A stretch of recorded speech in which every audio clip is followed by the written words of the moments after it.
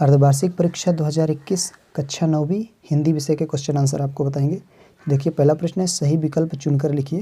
पहला है, आज भी उन्हें सम्मान से याद किया जाता है, तो इसका सही आंसर है सनंबर आदर।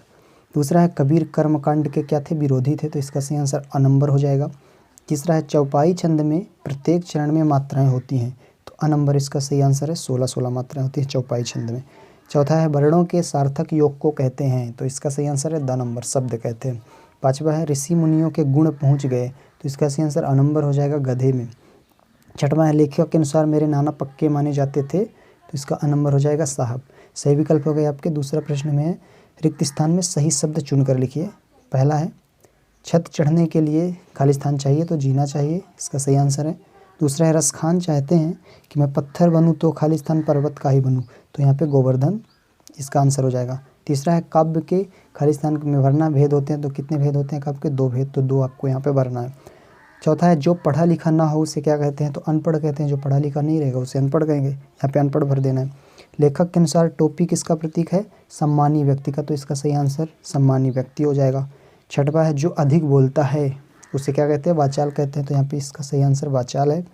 सातवां है, दुष्ट व्यक्तियों के साथ साथ आदर्श प्रणेता भी होते हैं, तो यहाँ पे प्रणेता सही आंसर हो जाएगा। तो रिक्त स्थान भी हो गया आपके। प्रश्न नंबर 3 में क्या है, सही जोड़ी बनाकर लिखिए। इसको देखिए, 1-2 खंड दिए हुए हैं, 1 और 2 बना हुआ है, तो कैदी और कोकिला, इसका सही आंसर क्या हो जाएगा, माखनलाल चतुर्वेदी। यहाँ से इसको मैच करना था आपको, बिल्कुल सीधे सीधे आंसर लिखना है। पीपर पात सरिस मन डोला, तो इसका कौन सा अलंकार हो जाएगा, उपमा अलंकार, तो इसका ज नंबर हो जाएगा। 2 बैलों की कथा, तीसरा में है 2 बैलों की कथा, किसका लिखा हुआ है, ये प्रेमचंद ने लिखा था, तो इसका 6 नंबर हो जाएगा। चौथा है, प्रेमचंद के फटे जूते, तो इसमें हरिशंकर परसाई इसका हो जाएगा। पांचवा में है, बादल, बादल को घन भी कहते हैं, तो इसका सही आंसर है 6 नंबर, घन। मेरे संग की औरतें मृदुला गर्ग, का इसका ख नंबर सही हो जाएगा। तो ये सही जोड़ी भी हो गई। अगली देखते हैं चौथा प्रश्न। प्रश्न नंबर 4 में क्या दिया, सत्य सत्य लिखिए, तो इसके आंसर देखिए। पहला है, रसखान गोकुल में जन्म लेना चाहते हैं, तो ये बिल्कुल सत्य है, आपको टिक नहीं लगाना है, आपको लिख देना है सत्य। दूसरा है, खंड काव्य की कथा वस्तु विस्तृत होती है, तो खंड काव्य कथा वस्तु असत्य हो जाएगा, दूसरा असत्य है, आपको टिक नहीं लगाना, मैं टिक लगा के आपको बता रहा हूँ। पहला क्या हो गया, सत्य हो गया, दूसरा है असत्य है। तीसरा, प्रेमचंद के फटे थे जूते, जो थे फटे थे, तो ये बिल्कुल सत्य है। चौथा है, मोटाई शब्द में ई प्रत्यय जुड़ा हुआ है, तो ये भी सत्य है। पांचवा, लोकोक्ति का अर्थ है लोक में प्रचलित उक्ति, तो ये भी सत्य है। और आखिरी छठवा, नानी के मन में स्वयं की आज़ादी के प्रति जुनून था, तो ये भी सत्य हो जाएगा। तो आपके 7 के सही आंसर हो गए। प्रश्न नंबर 5 में एक वाक्य में उत्तर लिखिए।